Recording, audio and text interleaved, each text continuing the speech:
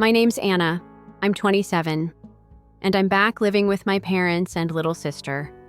Not because I'm broke, not because I failed, but because I made the mistake of saying yes when I should have said, that's not my problem. Let me rewind a bit.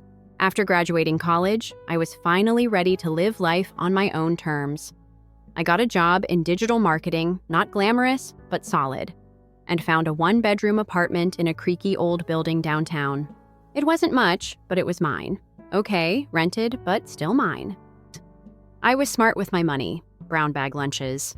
No Starbucks. Thrift store finds, still driving my dusty old Toyota.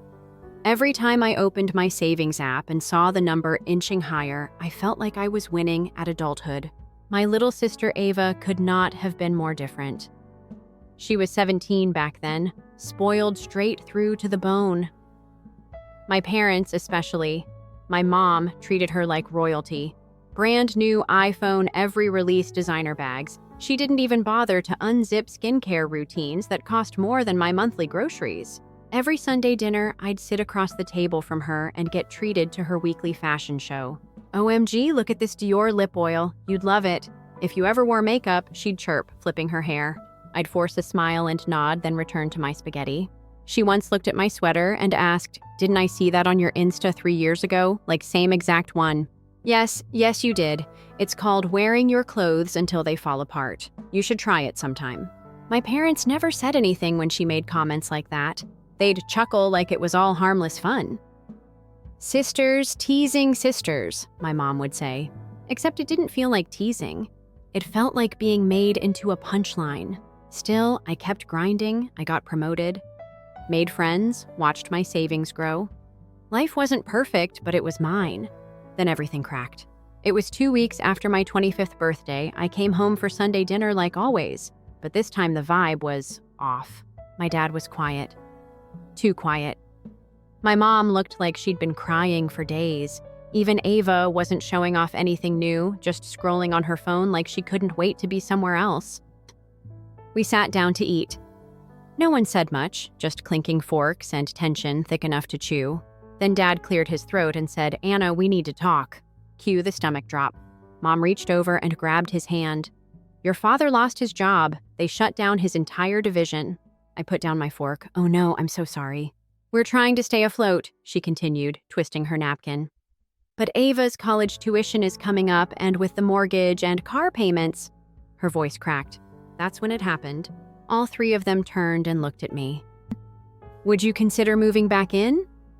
Mom asked, "Just until your dad finds something new. If you could help us financially for a while, we could keep paying Ava's tuition and hold on to the house." I swear, I could feel my bones turning cold.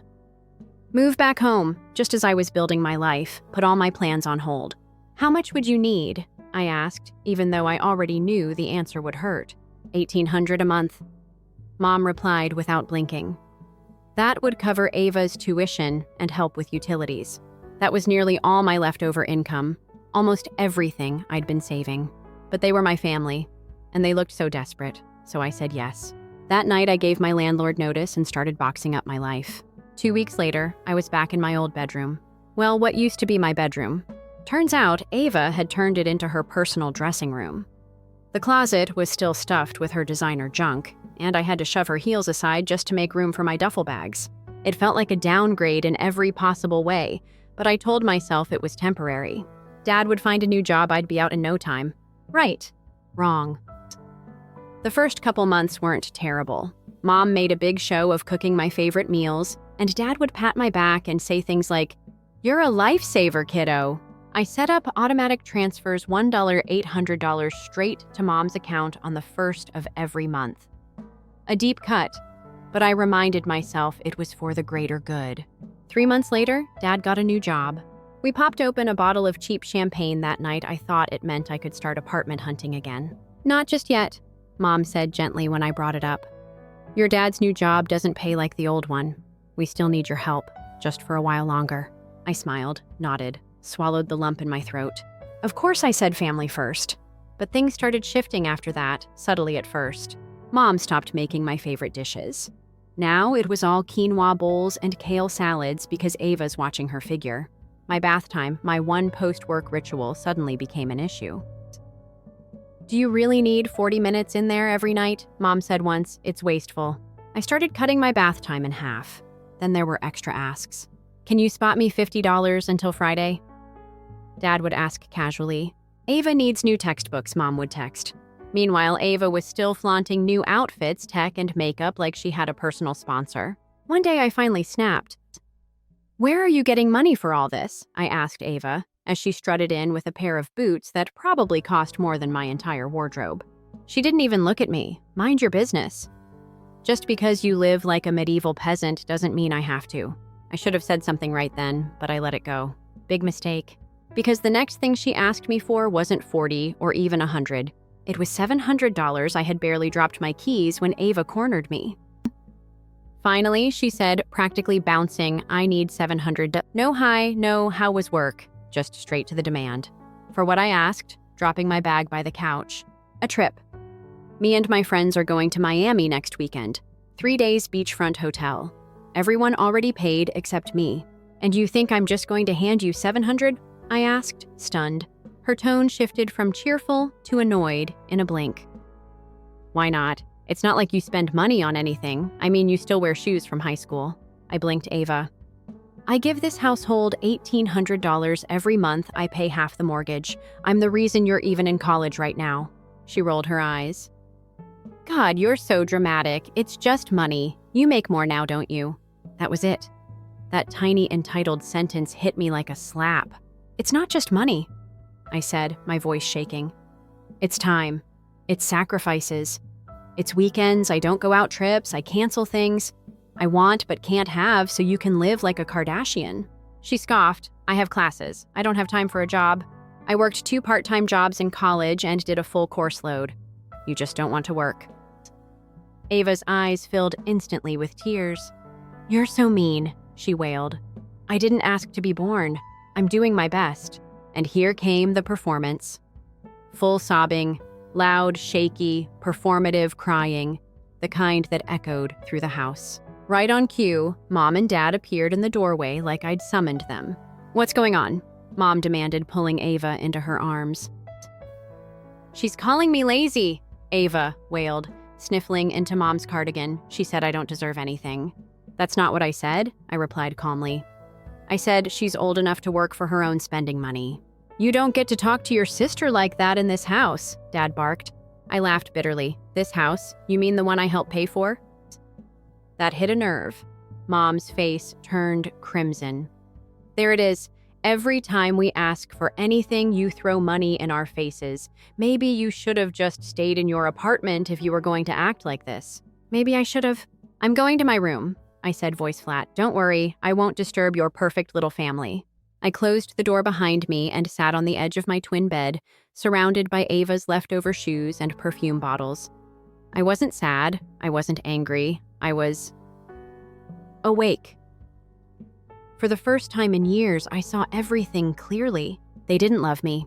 They loved what I gave them. Ava was the golden child, and I was the bank account. After that night, everything changed. I stopped joining them for meals. I didn't initiate conversations. I kept my headphones in and worked late most nights. But more than that, I started paying attention. Every Friday, the 3 of them would go out. "Visiting your aunt," they said. "School fundraiser," they said. But laundry told a different story. Restaurant receipts from 5-star steakhouses tucked into jean pockets, valet stubs from upscale lounges, perfume on jackets that smelled nothing like Mom's usual scent. Ava's room kept filling with new clothes, new accessories, new gadgets, a brand new MacBook for note-taking, a GoPro she'd won in a raffle, sure. Meanwhile, I was still driving a 10-year-old Corolla with duct tape on the side mirror. I started keeping a document every transfer, every time I bought groceries, every gas tank I filled for Dad. I wasn't planning anything yet, but I needed proof for me to stay sane. Time kept passing. 1 month became 3, then 6, then a year. Every time I brought up moving out, they found a reason I had to stay. "The roof needs repairs. Your dad's car just broke down. Ava's tuition went up again." I began to feel like I was sinking, drowning in responsibilities that weren't even mine. I started sleeping in my car sometimes after work, just for an hour, just to be alone. I checked apartment listings like it was a hobby, but the math never worked out, not when I was bleeding $100 to $800 a month. Then came my birthday. I didn't expect much, honestly, but I still hoped for something. A card, a cupcake, a, "Hey, happy birthday." Instead, I got silence. Nothing in the morning. No messages, just an empty kitchen and a Post-it note on the fridge. Out for errands, back late. That night, I stopped at a grocery store and picked up a small chocolate cake, just for me. It said, "Happy birthday" in blue frosting. I took it home and placed it on the table. When I walked in, the house was lit up. Everyone was dressed nicely, like they were going somewhere or had just come back from somewhere. "There she is," Mom said brightly. "The birthday girl." I blinked. "Wait, are we celebrating?" "Sort of," Dad said, standing up. "Open your gift first." He pointed to a large box on the table wrapped in gold paper and topped with a red bow. I frowned, but opened it anyway. Inside was a beautiful new suitcase, sleek, hard shell with wheels that probably turned smoother than my car engine. "Wow," I said, confused. "It's really nice." "We thought you'd need it," Mom said with a smile. Ava leaned against the wall, smirking. "You'll need something to pack your things in." I looked at them. "What?" Dad's smile dropped. "We're asking you to leave tomorrow." I just stared. "Your father's been doing well at his new job," Mom explained. "We don't need your help anymore, and frankly, your attitude has made things tense." "Tense?" I repeated, stunned, because I asked for basic respect. Ava crossed her arms. "You've been bitter since day one. You act like we owe you something for helping." "Because you do," I said, voice rising. "I gave you over $40,000 in 2 years." Mom sighed. "We raised you, fed you, housed you, that money. Consider it repayment." My throat tightened. "So you lied? You didn't need me, you just used me." They said nothing. I nodded, picked up the suitcase, and walked out. I didn't cry, I didn't yell, I didn't even look back. That suitcase, ironically, was the best gift they could have given me. The next morning, I packed my things, what little I had, and booked a room in a shared hostel. 4 bunks, shared bathrooms, communal kitchen. But it was mine, and no one could kick me out of it. That was the first night I slept deeply in over a year. The first week in the hostel felt like a weird mix of fear and freedom. The room was tiny. I had a bottom bunk, a single shelf, and a locker that smelled faintly like ramen. But for the first time in what felt like forever, I could breathe. No one knocked on my door. No one asked for money. No one guilt-tripped me over leftovers or laundry detergent. It was quiet, unfamiliar healing. Within a week, I signed a lease on a studio apartment in a not great part of town. It was barely big enough to stretch my arms, but it had a lock on the door and my name on the lease. I paid the deposit with a mix of my emergency fund and what I'd scraped together after stopping the $1,800 auto transfer to my mother. I slept on the floor for the first few nights with nothing but a blanket and a pillow. No bed, no table, no couch. Still the best sleep of my life. I bought everything secondhand. A mattress off Facebook Marketplace, a table from someone's garage, a dented microwave, someone left by the curb. Slowly, I built a home out of nothing, and I loved every inch of it. No one barged in. No one commented on my clothes. No one asked, "Can you help just this once?" and then never paid me back. It was just me and my silence. And that silence. It felt like music. The first full month passed without a word from them. I'd blocked their numbers after the suitcase stunt, but I still half expected an email or maybe a guilt-filled voicemail. Nothing, which was fine, better than fine. I threw myself into work. I volunteered for more projects, stayed late, networked harder. My manager started noticing.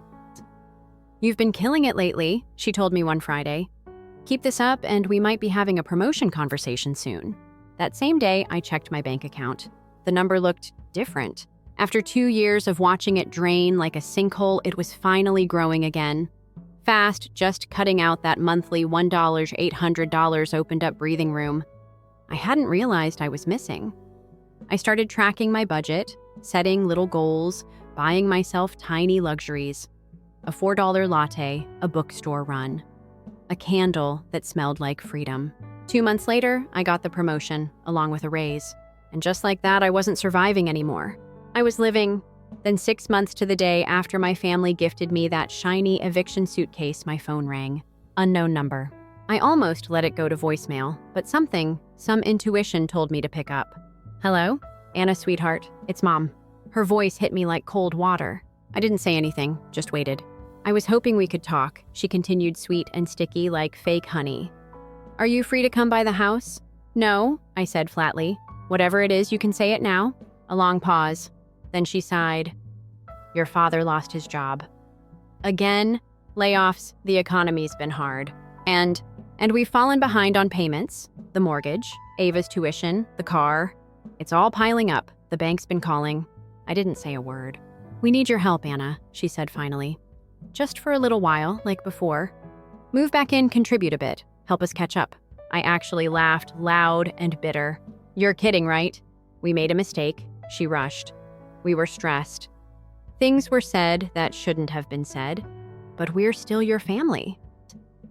You kicked me out on my birthday, after taking my money for 2 years, after lying to me about Dad's promotion. You planned that suitcase thing. I was never your daughter. I was your backup plan. You're being dramatic, she snapped. That suitcase was a metaphor, a transition into adulthood. I stared at my ceiling, stunned by the mental gymnastics. Goodbye, Mom. Wait, don't hang up. Please, just think about it. We need you. No, I said, voice firm. You needed me, and you chose to discard me, so now you can need someone else. I hung up. Within minutes, the calls started. First Mom, then Dad, then Ava. New numbers, blocked again. Over the next week, I got a guilt-tripping email titled Family is Forever.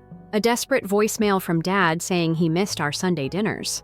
A handwritten letter from Ava with glitter stickers pushed under my apartment door, which was extra creepy since I never gave them my new address. I ignored them all, and that's when it escalated. I got an email from someone claiming to be a lawyer. Formal, aggressive. They were demanding I pay $24,000 for back rent and living expenses during the 2 years I stayed with them. I read it 3 times, then laughed so hard I nearly choked on my coffee. But the letterhead was legit. The lawyer existed. That's when I reached out to Max, a college friend turned attorney. We hadn't spoken in months, but he responded immediately. Send me the letter, he said, and don't worry, we met for coffee that weekend. I slid my phone across the table and let him read. By the time he finished, he looked furious. They're bluffing, he said badly. This isn't a case, it's emotional extortion. Can you respond, I asked. Even better, he smirked. I'll respond as your legal rep. That same night, Max drafted a reply. It was a masterpiece. Professional, cold, and absolutely brutal. He attached proof of every 1-800 or bank transfer. Every text from my mom asking for extra money. The total, $43,200. If your clients wish to pursue this matter, the letter ended, my client is prepared to countersue for the full amount plus emotional distress and legal fees. 3 days later, we got a reply. Our clients are no longer pursuing the matter. And just like that, it was over. The calls stopped. The emails stopped. Even Ava's glitter letters stopped. Through mutual family members, I later learned that things were bad back home, like really bad. Dad still couldn't find work. Ava had to delay graduating. They sold their second car and were reportedly on the brink of foreclosure. A year ago, I would have caved. I would have drained my account to save them. Now, I felt nothing but relief. They'd shown me who they were, and I finally believed them. After the lawyer debacle, the silence that followed was louder than any of the drama before it. No more texts, no more emails, no more guilt-laced letters. It was like they finally realized the Bank of Anna had officially closed permanently. And in that silence, I began to rebuild. 6 months after the infamous birthday suitcase moment, I was thriving. Not pretending, not holding it together. Actually thriving. My tiny apartment was fully furnished now. Sure, half of it was thrifted or secondhand, but it felt like me. Mismatched mugs. A thrift store armchair that squeaked when I sat down. A stack of books I finally had time to read. I'd started baking again, listening to vinyl, wearing clothes that made me feel powerful, not apologetic. Nothing designer, but everything chosen for me by me. At work, I got another promotion. My boss called me into her office, sat me down, and said, You've been quietly crushing it. Let's make it official. More money, more autonomy, more responsibility. And you know what came with that? Options. I started looking at first-time homebuyer programs. For the first time, buying a place didn't feel like a dream. It felt like a real possibility. I even started dating again, slowly, carefully. His name was Theo. We met through a mutual friend at a trivia night. He wasn't flashy, he didn't talk over me, he didn't treat me like a second choice or a walking wallet. He asked questions, listened, made me laugh until I snorted. When I told him about the Suitcase birthday, something I hadn't said out loud to anyone before, he just shook his head and said, "That's not family, that's hostage-taking in a Hallmark costume." He got it. I didn't need him to save me, but he made it easier to breathe. By the time my next birthday rolled around, I had a clear plan. No more vague, someday I was going to buy a townhouse. Nothing extravagant, but cozy, mine. I toured 6 places. Fell in love with the third one. White trim, old hardwood floors, a creaky staircase that sounded like nostalgia, a tiny fenced yard where I could maybe grow herbs or just sit with coffee and quiet. I put down a deposit, finalized the paperwork, signed with shaking hands and a heart so full I thought it might split open. And the very next day, I got another letter. This one wasn't from my family or a lawyer. It was from the bank. Sent to the old address I'd lived at with my parents, then forwarded by the post office. The house was going into pre-foreclosure. Somehow that one detail hit me harder than anything else they'd done. Not because I cared about the house, but because I knew how avoidable it all was. They could have been honest. Grateful fair. They could have built something with me. Instead, they tried to build it on me.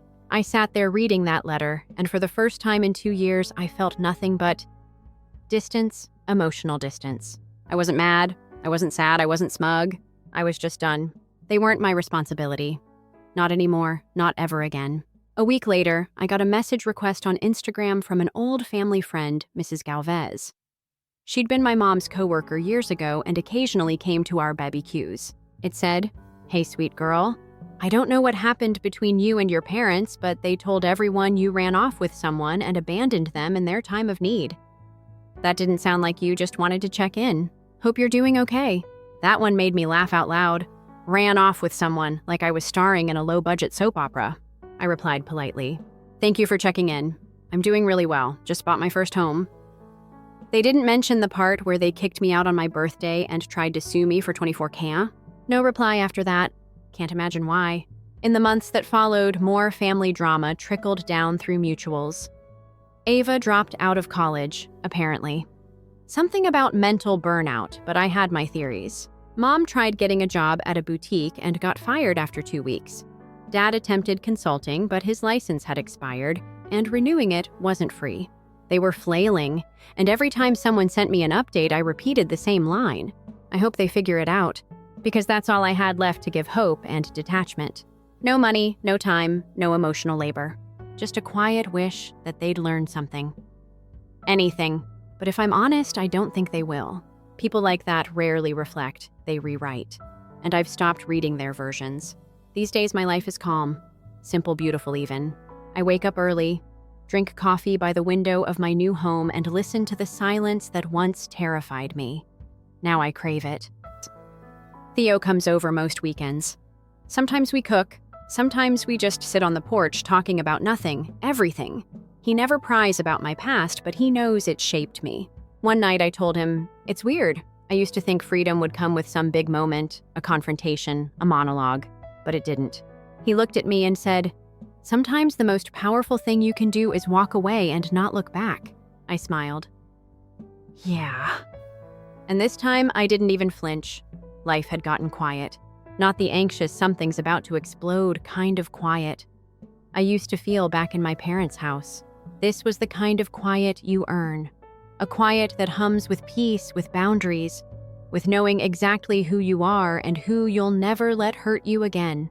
By month 8 in my new place, my savings were steady. My routine was golden, and my anxiety, the one that used to live in my chest rent-free, had finally packed up and left. Then one evening, as I was folding laundry and watching a documentary, my phone buzzed. Unknown number again. I stared at it.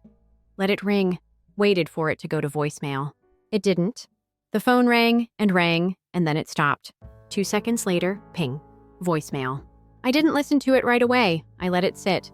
I didn't want that shaky stomach drop. I didn't want their voices in my space, but curiosity is a hell of a thing. So I played it.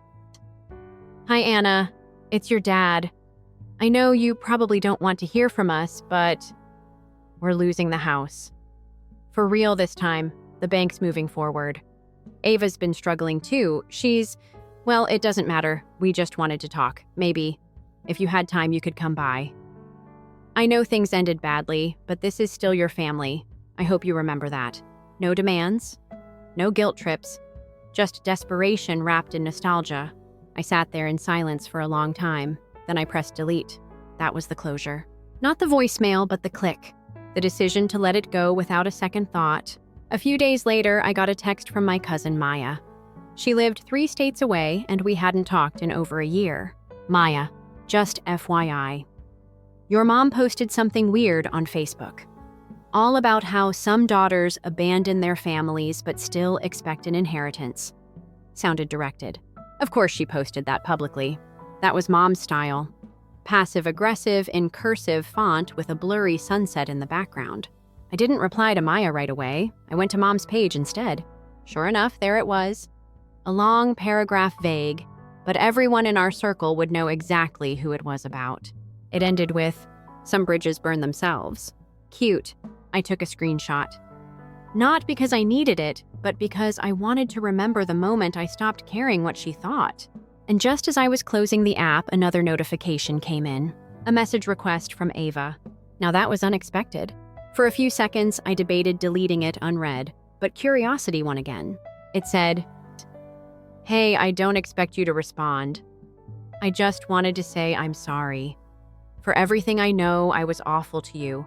I thought you'd always be there to clean up our messes, and when you weren't, I didn't know how to handle it. I'm not asking for anything. I just wanted you to know I get it now." No emojis, no manipulation, just words. I stared at that message for a long time. Not angry, not moved, just processing. I didn't respond. Not because I hated her, but because sometimes healing means not reopening doors you finally managed to close. And she wasn't the only one. A week later, Dad sent another voicemail, this one shorter. "Hey kiddo, we're clearing out the house. If you want to come get any of your stuff, now's the time." Stuff. What stuff? Everything I owned from that house had been shoved into a suitcase and boxes 2 years ago. And everything I'd left behind wasn't mine anymore. The next day, I went to my little townhouse's storage closet, pulled out the box I hadn't touched in months. It held copies of every bank transfer I'd made, notes, I took emails. A whole folder labeled, "In case I forget." Because there had been times I did forget, times when I missed them so much I doubted myself. Wondered if I'd been too harsh. That box reminded me exactly why I left. I went through every page. Then I took it outside. And I shredded every last one, not out of anger, but because I didn't need proof anymore. I had peace, and that was enough. Theo came over later that night. "You seem lighter," he said as we ate dinner on my porch. I let go of the receipts, I told him. He smiled. "All of them. Every single one." I paused. Looked up at the stars. "I used to think healing meant getting an apology," I said. "But now I think it just means building a life so full you don't need one." He reached for my hand. "You've built something beautiful, Anna. You really have. And you know what?" He was right. A year ago, I was lying awake in a twin bed that wasn't mine anymore, surrounded by the scent of Ava's perfume and my parents' silence. I remember staring at the ceiling, wondering if this would ever end, if I'd ever stop feeling stuck, drained, used. Now, I wake up to birds tapping the windowsill of my own home. I stretch without dread. I sip coffee without rushing. I look around my little townhouse walls painted in colors. I chose a shelf full of books. I love a life I built. This isn't luck. This is what surviving looks like when you finally choose yourself. When you stop waiting for someone to rescue you and realize you were the rescue all along. It's been over a year since I left my parents' house. A year since they handed me that suitcase like it was a gift, not a shove. A year since they laughed while asking me to leave on the day I was born. I don't think they'll ever fully understand what they did, but that's not my burden anymore. They burned a bridge they thought I'd never walk off. But I did, and I didn't look back. I haven't heard from them since Ava's message. I never replied. I didn't need to. Sometimes silence is louder than closure. Sometimes not showing up says everything that needs to be said. Through the grapevine, I've heard things that they moved into a smaller rental outside the city, that Ava works part-time now and commutes to finish school, that Dad's health is declining, that Mom blames stress, and sometimes me. At one point, I might have felt guilt, the kind of guilt they programmed into me from the moment I could understand language. But not anymore. I gave everything I had to them, my time, my money, my peace, and they treated it like an obligation instead of a sacrifice. And when I stopped giving, they stopped pretending to love me. So no, I don't feel guilty. I feel free. A few months ago, I planted a small garden behind my townhouse. Just a few herbs, some tomatoes, a stubborn basil plant that refused to thrive. I went out there one morning, coffee in hand, and realized something strange. The basil had finally bloomed. It hadn't moved. The soil hadn't changed. But the sun hit it just right, and suddenly it came alive. And I thought, that's me. I didn't change who I was. I just changed where I stood. I got out from under the shadows of people who used me as an umbrella for their own mess. And once I did, I bloomed. I don't need their apologies anymore. I don't need explanations or reconnections. I don't need Christmas cards or forced dinners or family photos where I'm only invited to take the picture, never be in it. I'm done begging for space at a table I helped pay for but was never welcomed at. I've built my own table. And the people who sit here, they see me, not for what I give, but for who I am. My circle is small now. Tighter, warmer. Maya, my cousin, who always saw through the drama, visits once a month and brings wine.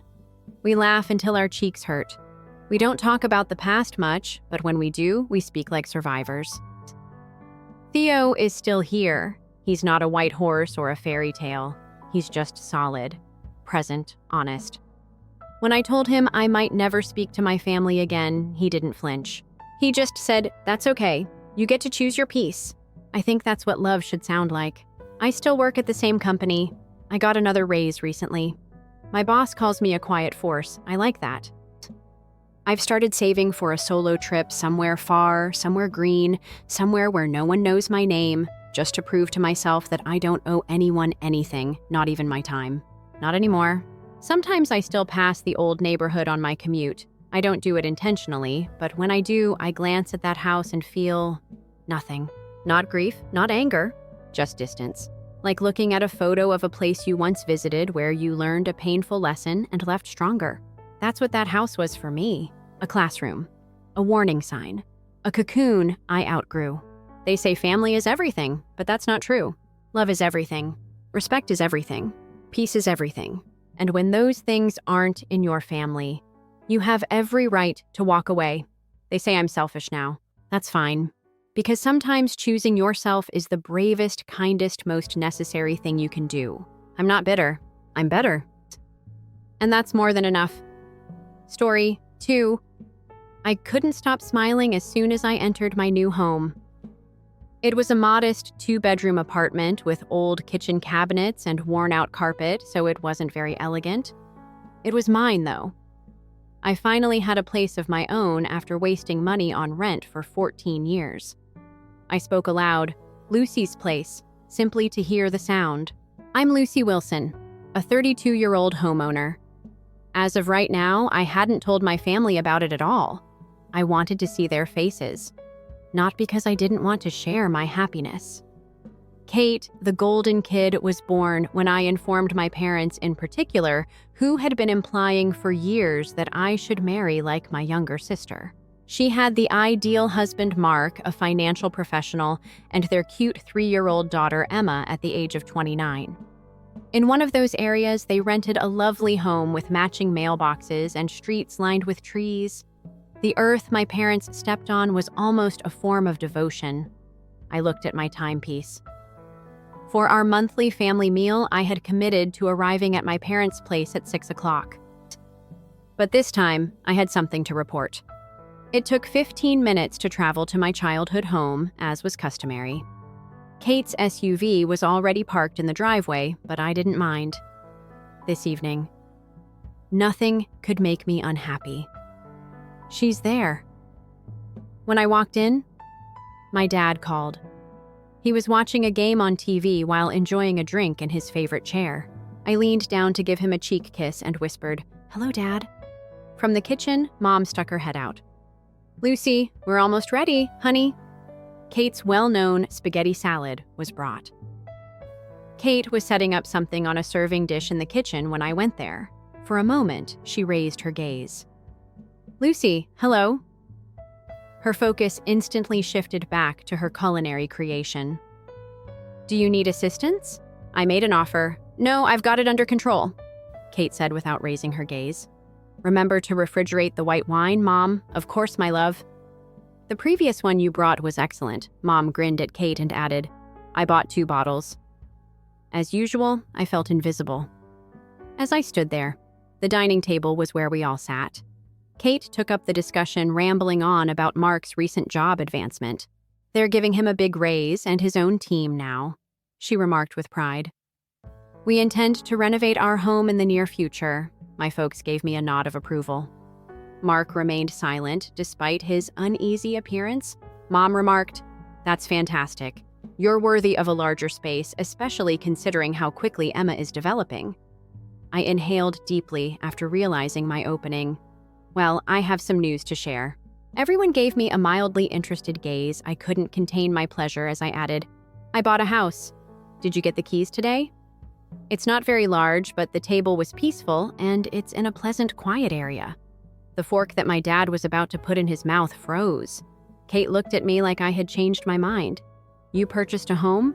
At last, Mom said, "Why did you keep your search a secret from us?" "I intended for it to be unexpected," I clarified, my smile dimming somewhat at their responses. Dad set down his fork.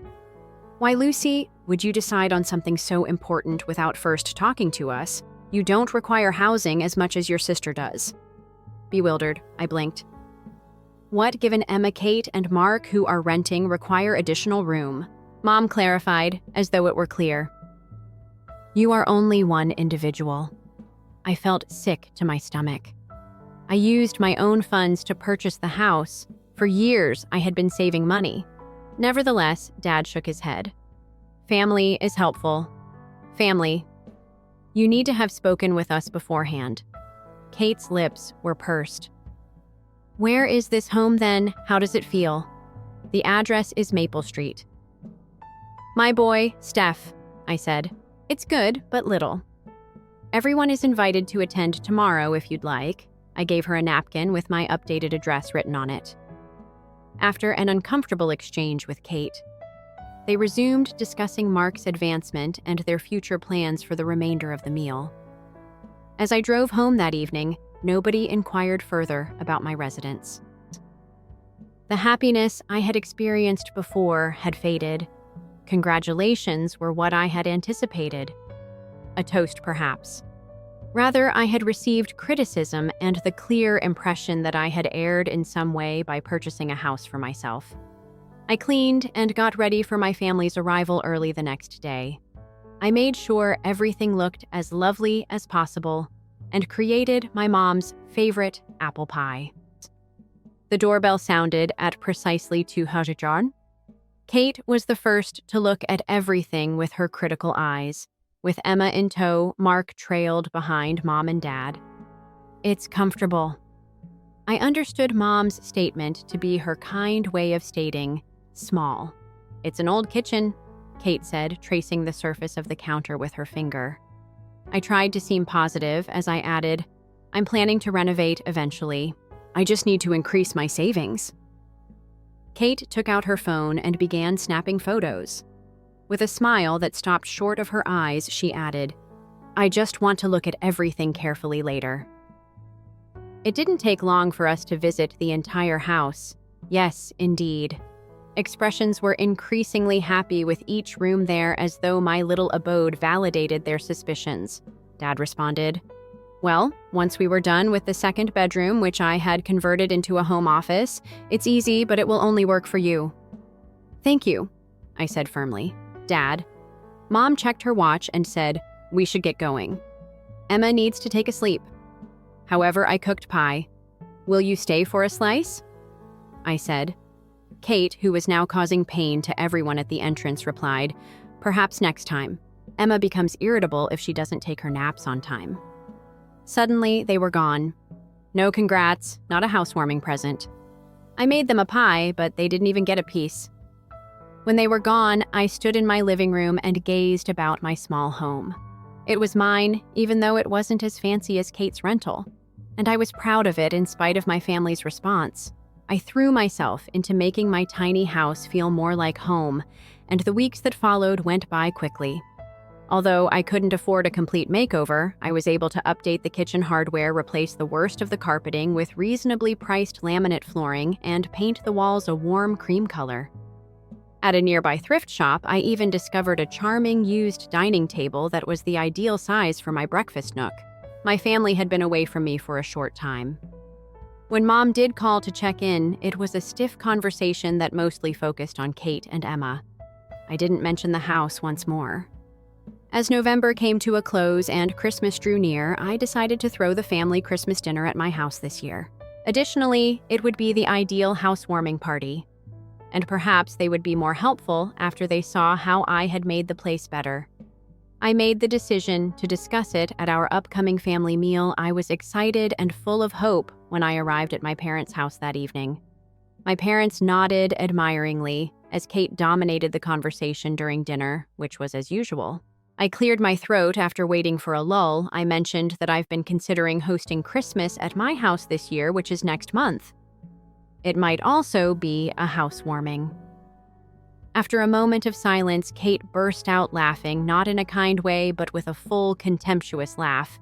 "No one is going to spend Christmas at your place," she said. "As usual, everyone is coming to our house." I gazed at her. "What, however, I've never even hosted. The fact that you get to have it annually is unfair." Kate rolled her eyes. "Be realistic. Lucy, your house is tiny and uncomfortable. Mine is professionally decorated and has plenty of space." I looked to my parents for support. But Mom was nodding along with Kate.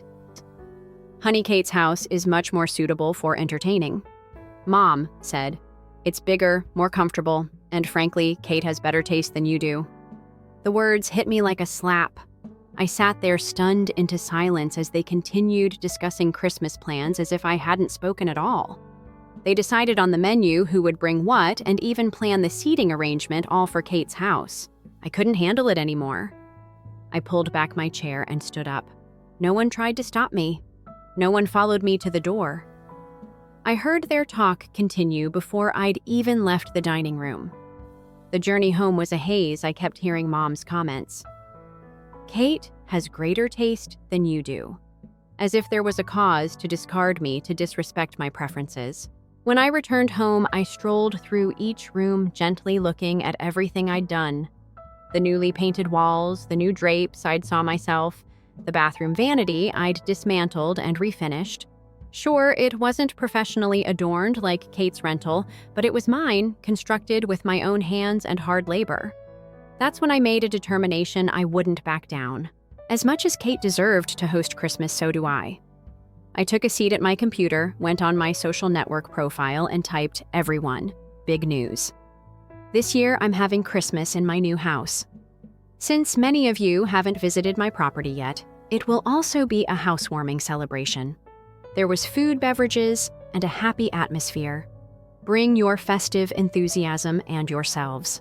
Please note December 25th at 2 p.m. on your calendars. Further details will be provided later."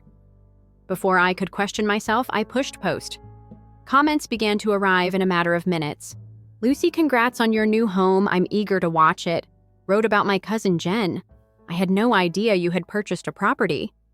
"That's fantastic news," Uncle Dan said. "Count us in," and added Melissa. "Lucy, I'm very proud of you." "The wine will be brought by the first-time homeowner," said my college roommate, Tara, who is still a close friend. The encouraging comments made me feel better. Others appreciated what I'd done, even if my personal relatives didn't. I felt vindicated when I went to bed. My phone rang with a notice the next morning. Kate had posted something new. I opened it out of curiosity and felt sick to my stomach. For those who are unsure about where to spend the holiday, this year's Christmas will be at our place. A useful comparison of the possibilities may be found here. There were side-by-side pictures of her and my homes underneath her words. Her photographs displayed her large, expertly furnished living room, complete with a marble fireplace and soaring ceiling. Beside it was the negative picture she had shot of my living room while she was here before I had painted or made any changes. Which location would you choose for Christmas? This was her caption. Comment with your vote? I slid down. Are you feeling ill? Even posting not cool. Kate, other family members had declined to take part in her juvenile vote with cousin Jen. Each house has its own unique charm. Others, however, have added remarks along the lines of, Kate's place looks amazing, and no contest. Seeing my parents' likes on the post was the worst. Kate's house is ideal for hosting, according to Mom. She has amazing taste, and we can't wait to celebrate. I put down my phone, which is why I was shivering with hurt and rage. This was quite trivial. My parents were supporting it, and it was horrible. Another thought came to me as I sat there attempting to comprehend this treachery, something I had been avoiding for far too long. I accessed the planned transfer portion of my banking app after opening it. It was there. $200 is sent to Catherine Wilson each month. 14 days till the next payment. I had been paying Kate's rent for the past 2 years. Kate and my parents had pleaded with me to help after Mark had lost his work. For a while, I had proposed that they relocate to a more cost-effective location, but Kate had maintained that her home was ideal, particularly for Emma. I had thus consented to assist briefly. I had continued to pay, however, in part due to habit, and in part because no one had discussed quitting now, even when Mark obtained a new job that paid more. As I glanced over the planned move, I became aware of my foolishness in saving for my little home. I had been supporting Kate's ideal existence, which she was now exploiting to embarrass me with renewed determination. I canceled the transfer, then feeling lighter than I have in years. I sat on my porch and made myself a cup of coffee. After 2 weeks, I concentrated on getting ready for my Christmas party. I was eager to show them my house, after getting confirmations from a number of friends and family. The RSPs were a combination of friends who had always supported me and encouraging family members who had denounced Kate's message. My phone rang while I was compiling a shopping list. The screen showed Kate's name. Curiosity overcame me, and I nearly didn't respond. Hi there, what on earth? Lucy, Kate's tone was high-pitched. The red payment failed to process. We have to make the payment by tomorrow or risk a late charge. I inhaled deeply. I canceled the transfer. You weren't. She almost let out a scream. Why wouldn't you tell me about it? I gently remarked, Kate, we need that money. For the past 2 years, I have been paying your rent. Mark that he was promoted from his previous position a long time ago. You are no longer in need of my assistance. Naturally, we require your assistance. There was that entitled whine in her voice.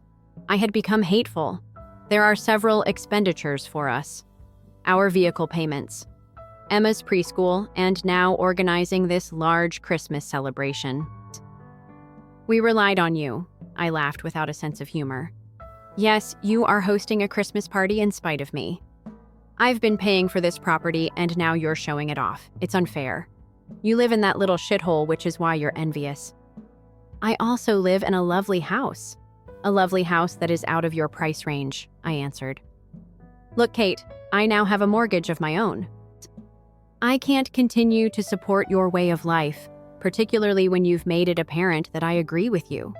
From now on, you and Mark are responsible for paying your own rent. However, she began. No, I interrupted her. With that post you demonstrated to me where I fit into your life. Think about my assistance formally concluded. Kate, goodbye. My phone started ringing again as soon as I hung up. Kate. I didn't answer the phone. Then Mom called. Next, Dad. I placed my phone on quiet and turned them all down. After 10 minutes, the text messages began to pour in. Lucy. Mom, give us a call. Now Kate is furious. We didn't raise you to act like way. Dad, family is helpful. Family, you've wrecked it everything. Kate, now how are we going to cover the rent and celebrate Christmas? You're intentionally doing this. None of them got a response from me. Rather, I switched off my phone and resumed my Christmas preparations. When I switched my phone back on, the next day I saw additional missed calls and texts. I went to work after deleting them all without reading them. I was shocked to see my parents' vehicle parked behind Kate's SUV in my driveway when I arrived home that evening. They were all irate as they stood on my doorstep. I approached them slowly after getting out of my car. Kate finally lost her temper. We had been waiting for 30 minutes. You weren't invited, I said plainly. Lucy, Mom began in a harsh voice, just as in my childhood. It's time for us to discuss this absurd choice you made. There's nothing to discuss. I answered, Kate's rent is no longer being paid by me, but Kate responded, we had a deal. It was intended to be a transitory arrangement. I made the observation 2 years ago. Now Mark has a good job. You two are able to cover your own rent. That money was what we needed for the Christmas celebration, Kate demanded. We'll have to reduce everything now. As I walked to unlock my door, I said, not my problem. Kate moved ahead of me. You cannot just abandon your obligations in this manner. My obligations? I chuckled. When did I start having to pay for your house? Dad said. Since you agreed to help us. You cannot just decide to alter your viewpoint. I can, in fact, I have, as I strongly said. Please go. Now, I'd rather not talk about this any longer. Lucy, be sensible. Mom begged. That house is necessary for your sister. Emma adores it. There, for once, can't you think about someone other than yourself? It was a lot of money flowing from them. For years, I have been considering other people, especially Kate. While I've been saving for my own home, I've been paying her rent. I can't afford to continue supporting her lifestyle now that I have a mortgage. It's as simple as that. If the circumstances weren't so depressing, their fake faces would have been hilarious. Despite the way they treated me, they genuinely thought they could intimidate me into still paying Kate's rent. I believe it's time for you to leave, I murmured as I walked to my door. Avoiding Kate. I have tasks to complete. I entered and shut the door. I could see them standing there, appearing surprised through the glass. Kate became so enraged that she kicked one of my potted plants off the porch before they finally departed. When they left, I picked up the plant, put it back by my door, and repotted it. Despite its bruises, it would live like me, sort of. I kept getting angry calls and mails over the following 3 days. I banned their phone numbers. I wasn't going to let them spoil my Christmas plans, and I wanted solitude. Kate had canceled her Christmas party according to Cousin Jan, who called to inform me that the funds would have to be used for rent. She was acting like the victim, as if I had abandoned them. I only chuckled. I prepared my dinner, purchased decorations, and thoroughly cleaned the house as Christmas drew near. Uncle Dan and Melissa, who had always been friendly to me, were among the relatives who called to confirm their arrival to my house. In order to assist me with setup, my buddy Tara volunteered to arrive early. I erected my tree, a little 5-footer that was ideal for the corner of my living room the day before Christmas.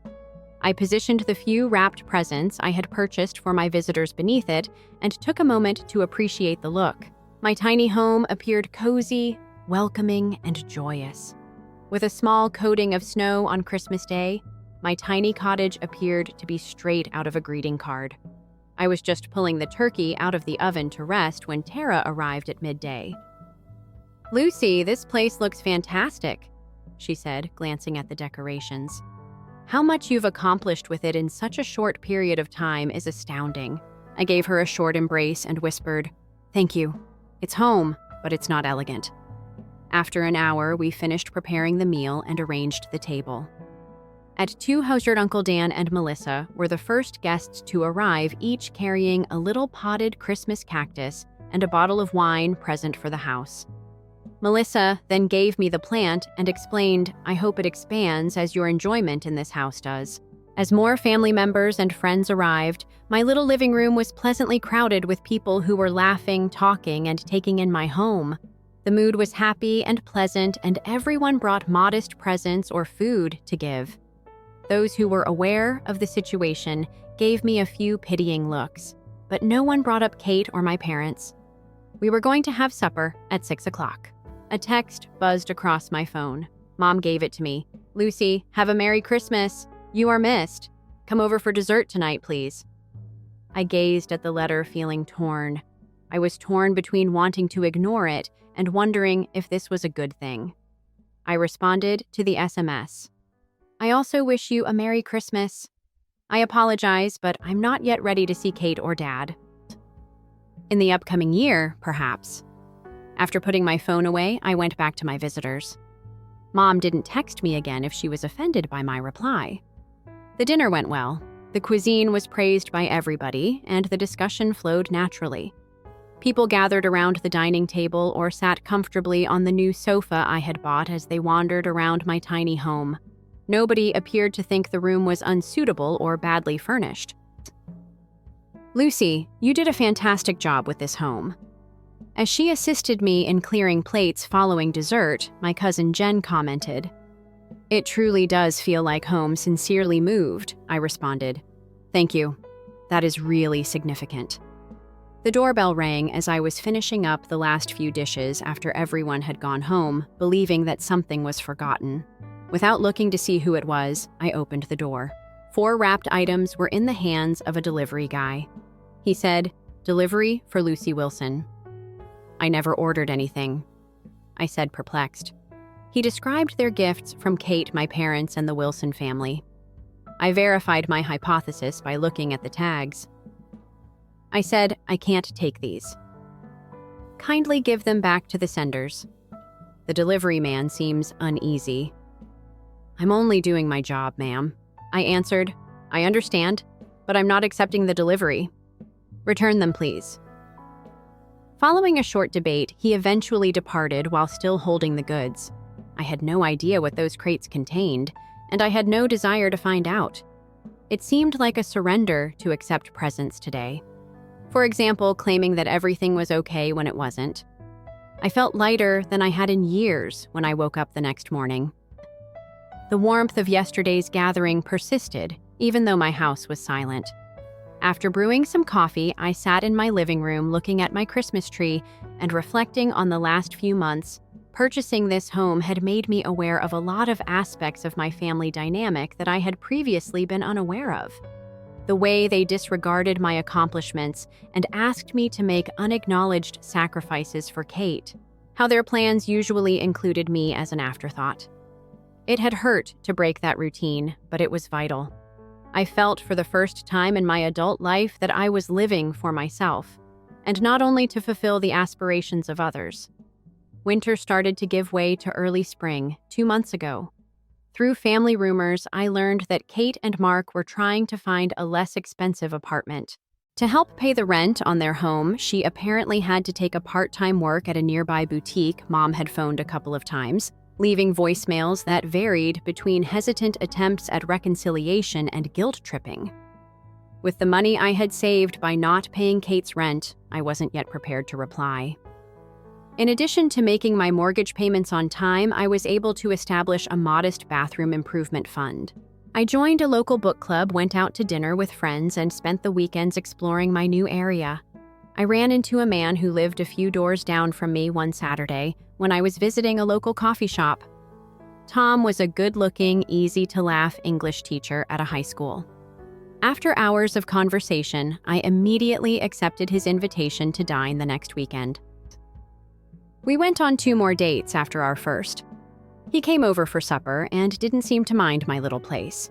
He actually gave me praise for the job I did on it. When I informed him about my family's circumstances, he listened and offered support, without passing judgment. I noticed that I was thinking about Kate and my parents less and less as spring gave way to summer. The pain had subsided from a searing aching to a dull ache, but it was still there.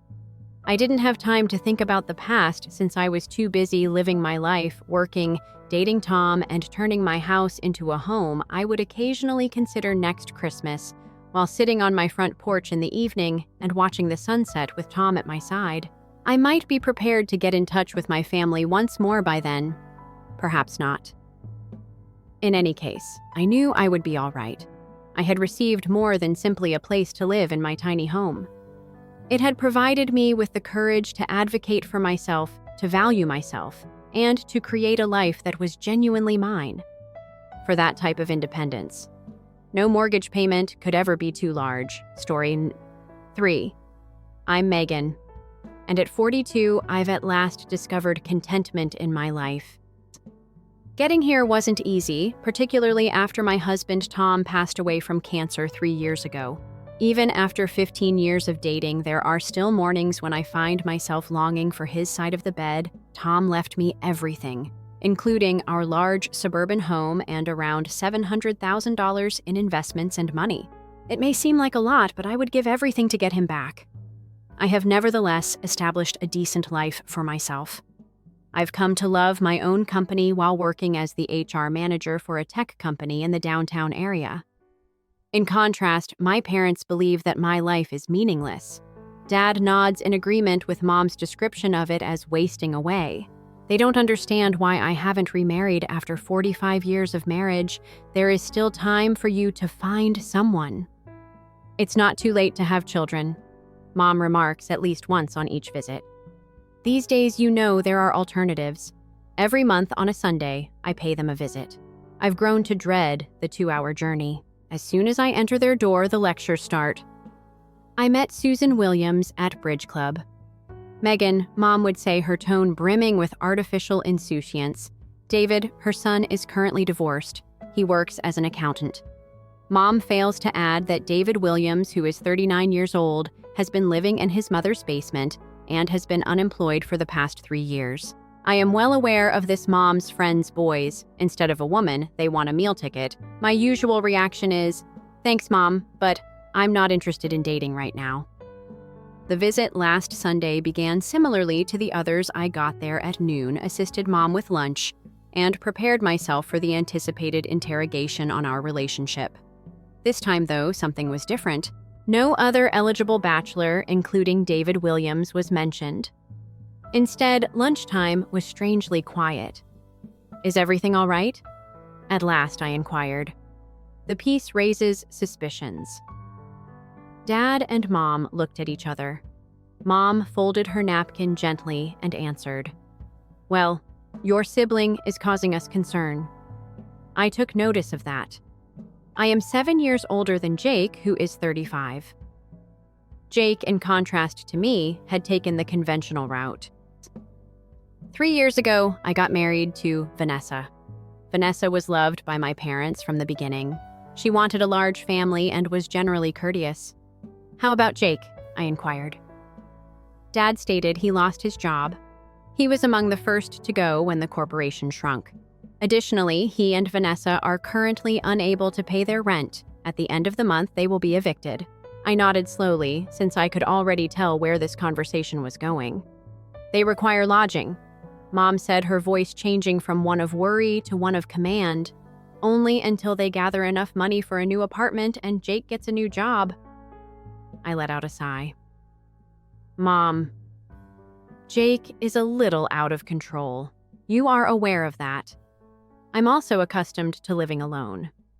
Is he your brother? Sharply, Mom remarked. Family is helpful. Vanessa is such a sweet child and she has family. She will assist with household chores. They will not cause any problems. Even as a child, Jake was impetuous and unorganized, but I didn't think he had always been the good guy. It was as though a tornado had struck his room. I didn't know Vanessa well, but based on our few encounters at family get-togethers, she appeared kind enough. How much time would they have to remain? I inquired. Mom insisted that it be only a few months, no more than 3. Jake already has some encouraging leads. I also had my doubts. People had been laid off in droves by the pharmaceutical sector. Megan, please. Mom took my hand and reached across the table. We would take them in ourselves, but we don't have enough space. There was plenty of space in my house, and their 2-bedroom unit was definitely too tiny for 4 persons. I grudgingly accepted after an hour of guilt trips. and assurances that Jake and Vanessa would be ideal house guests. All right, I'll let them remain with me for a while, but we'll need to establish some guidelines. Mom's expression brightened with relief. Thank you so much, my love. Jake will be really appreciative. I'll give him a call now. Mom hurried to the telephone. Dad gave me a shoulder pat. My daughter, is that? Having a sister like you is a blessing for Jake. I gave a feeble grin, already feeling guilty about my choice. How horrible, though, might it be? With my brother and his wife for a few months, I could manage that, right? After a week, Jake and Vanessa showed up at my house with 4 luggage and grins full of optimism. Sister Jake gave me a firm hug as his well-known cologne reminded me of my early years. I really appreciate this. We swear not to be a burden. Vanessa's golden hair was neatly tied back in a ponytail. Megan, you have our sincere gratitude. For us, this is really important. She seems sincere in her appreciation. Her tone was kind and earnest. I led them to the first-floor guest bedroom. I gave Jake a set of keys and added, "Make yourselves at home. I've made room in the kitchen cabinets for your belongings. This is really kind of you." Looking around, Vanessa said, "While we're here, I'd love to assist. I am able to clean and cook. The least I can do is this. That would be fantastic." With a little relief, I said, "This arrangement could actually work out. I'm not much of a cook, and I generally get home about 6. Don't be concerned about anything." Vanessa grinned. "Dinner will be prepared by me each night." We came to a straightforward agreement. Until they had jobs, they would take care of the cooking and cleaning, while I bought food for the whole family. I also reminded them to consider utilities. I wanted to maintain the low expenses that Tom and I had achieved by installing LED lights throughout the house and smart thermostats. It was unexpectedly enjoyable for the first couple weeks. I would return home to scrumptious home-cooked dinners. Vanessa kept the house tidy and was a great chef. Vanessa maintained things in order while Jake spent his days looking for a job. After years of living alone, I even began to love having company. We've been living together for about a month. I saw that things were beginning to shift. There were less and fewer hot dinners waiting for me when I arrived home. The house was not as clean as it had been. The kitchen was uncluttered when I returned home one Tuesday because the morning dishes were still in the sink. I prepared a sandwich for myself and sat down to eat by myself. Jake and Vanessa eventually returned home around 7:30. "You've already eaten, I see," Vanessa remarked, putting her shopping bags on the counter, and without looking at me. "Yes, I assumed you were all busy," I answered, attempting to seem neutral. "Is everything all right?" Jake got a beer out of the refrigerator. "Just a few errands to run. Even with my nice salary, I couldn't afford to routinely purchase at the upscale boutiques where Vanessa's bags were sold. When they were unable to pay their rent, I questioned how they were able to afford shopping sprees. The house was in disarray, and there was no dinner prepared. The following evening, I made the decision to inquire immediately when they eventually arrived. As I reheated leftovers, I added, "I thought we had an agreement about dinner and keeping the place clean." Vanessa's eye drastically changed. Lately, I've been rather busy. Together with several pals, I'm launching a business to organize things we have been gathering here during the day. You've been entertaining at my place. I had a brief moment of irritation. Only a few friends are involved. Vanessa gave a shrug. "We needed a meeting place." I set my fork down. "This is my home, Vanessa. These folks are strangers to me. When I'm not at home, I don't feel comfortable having strangers around." "They're not unfamiliar," she yelled. "They're my friends." "I don't know any of them," I retorted. "You should visit one of their homes or a coffee shop if you wish to meet with them." After giving me a long look, Vanessa clattered her fork into her plate. Pushing away from the table, she hurried to their bedroom. Jake gave me a scowl. "Well done, sis. Here she is, attempting to construct something." I don't mean to be challenging Jake, but he didn't wait for me to be done, just got up and went for his wife. The vibe in the house was totally different. After that night, Vanessa completely ceased recognizing me. "Mel, good morning, Mel. How did your day go?" "Nothing." She also completely stopped preparing meals for me. There would be nothing left for me when I got home, but there would be proof that they had consumed filthy plates or takeaway cartons. 2 months into their stay, I resumed cooking my own food exactly as I had done before they moved in. In my own house, I was starting to feel alienated. One evening, I discovered them sharing a huge pizza and watching TV while splayed out on the couch in my living room. I wasn't given any by them. It was time for another talk, I thought. Hello, everyone. Just a short query. How is the search for a job going? Jake hardly took his eyes off the television. Oh, progressing, you know. What does that signify? He shrugged when I pressed. I've been interviewed a couple times. Nothing substantial as of now. Vanessa didn't even make an effort to look at me. 2 months have gone by, I reminded them. We discussed this being temporary when you moved in. Jake turned back to the TV and remarked dismissively, We'll let you know when we have news. For our monthly visit, I traveled to my folks' place the following Sunday. Vanessa and Jake had refused to come. In fact, I felt relieved. When I got there, I had to speak to my parents alone. Mom gave me a firm hug. How are things going between Vanessa and Jake? I wanted to discuss that with you. I began before I could finish. Mom started talking about her worries. Jake claims that you have been putting pressure on them to find employment. You act as though they are using you. He claims I was taken aback. What? I hardly brought it up. I just inquired about the status of the search. You're making people feel uncomfortable, he claims.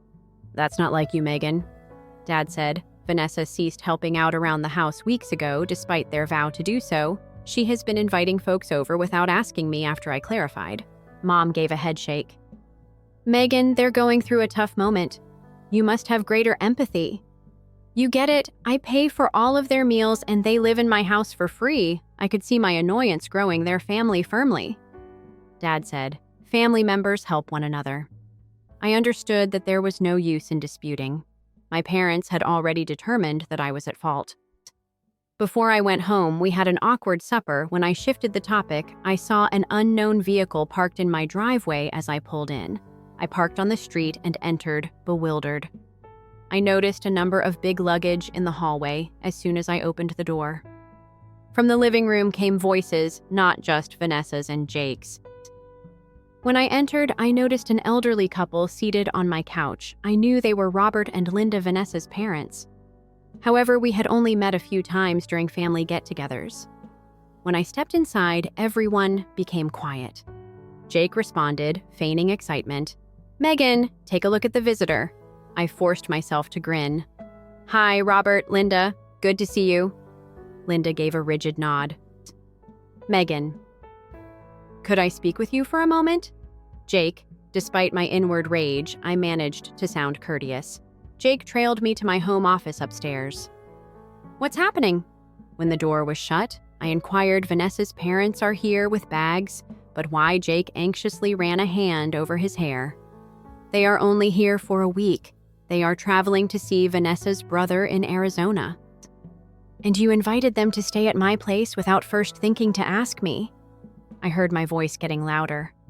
Megan, please, Jake pleaded. Only for a week, though. Before you realize it, they will be gone. I inhaled deeply. Jake, this is precisely what I was referring to. I live here. You must ask me before inviting somebody to stay here. They're already here, he replied, but I know I'm sorry. You want me to do what? Get them a motel room. I found myself giving in once more as I looked into Jake's beseeching face. All right, a week. That's all. Though. Jake's expression brightened. Regards, sis. You are the greatest. I saw. Vanessa had prepared dinner as we descended the stairs again. All of a sudden, she was helpful once more. We all sat down to eat now that her parents were arrived, and I made an effort to be kind. In spite of my annoyance, Okay, Megan, this is a pretty house. Vanessa's mother, Linda, started. What was the number of bedrooms you mentioned? 4 in between nibbles, I answered. And Robert? Do you live here alone? Her dad inquired. Indeed, when Tom died, he gave me everything. I didn't enjoy talking about money with folks I didn't really know. That's a big house for one person, Linda said. How do you handle the maintenance? I answered quickly. I manage fine. Linda and Robert looked at each other. You know, I would probably sell my house if it were this big. One person would take up too much room, and other family members may benefit from the money. My water almost swallowed me. Please pardon me. You may sell this residence and give your brother half of the proceeds so that he and Vanessa can purchase a house of their own. Additionally, you may purchase something better suited to your circumstances. I momentarily lost my words at the arrogance. Jake stared at his plate, looking uneasy. I eventually remarked to Linda with a calm voice, when you have a house like this of your own, you are free to sell it and give your kids the proceeds. I have no intention of selling my house, which is my home. Over the table, an uneasy hush descended. Vanessa gave me an angry look while Linda pursed her lips. We didn't talk much while we completed supper. The following week was agonizing. Conversations halted quickly every time I walked into a room. Robert and Linda probed me incessantly about my personal life, career, and income. They left dishes in the sink and damp towels on the bathroom floor, treating my house like a hotel. I tallied the days till their departure. Friday is approaching too quickly. As I went home from work on Friday, I felt as though a burden had been lifted. It was still not ideal, but it was better than having Vanessa's parents around. And soon, it would just be Jake, Vanessa, and myself. I was turning onto my own street. I practiced my response to Jake. It was time to have a serious discussion regarding their moving out time frame and job hunt. They had been there for 3 months and showed no indications of going. After pulling into my driveway, I made my way to the front door. I froze as I opened it. There were many of my bags in the corridor. Perplexed, I got one open. My clothing were packed in and folded hurriedly inside. I had my toiletries in a side pocket. I entered the living room after hearing voices there. My heart is racing. Vanessa, her dad, and Jake were crowded together examining what seemed like a guest list. What's happening? I spoke loudly. Why are my belongings packed? They looked at each other. There was silence for a while. At last, Vanessa gave a shrug. We are organizing a celebration for my parents' 35th anniversary. Tomorrow their family will be visiting. In my home. What I was hearing was unbelievable. Jake said, "It's only for the weekend." Furthermore, where should I go? I insisted. We assumed you may be able to stay in a hotel, Vanessa remarked nonchalantly. How are your parents doing? We need room for the visitors. I gaped at them in disbelief. For a celebration I hadn't even been informed about. They had packed my things and prepared to evict me from my home. I live here, I said softly. Rage trembling in my voice. Who remains here and who goes is not up to you. Your family members are the only ones who are traveling to a hotel, Linda sneered. Don't be silly. You can order me to leave my own house, but we can't ask relatives to stay in a hotel. I couldn't believe it. It's only for a weekend, Vanessa said. Stop being so self-centered. Selfish, I almost yelled the word. I've given you 3 months to live here without paying any rent. I paid for all of your utilities, purchased your groceries, and tolerated your utter disregard for my privacy and house. You're exaggerating, Vanessa rolled her eyes.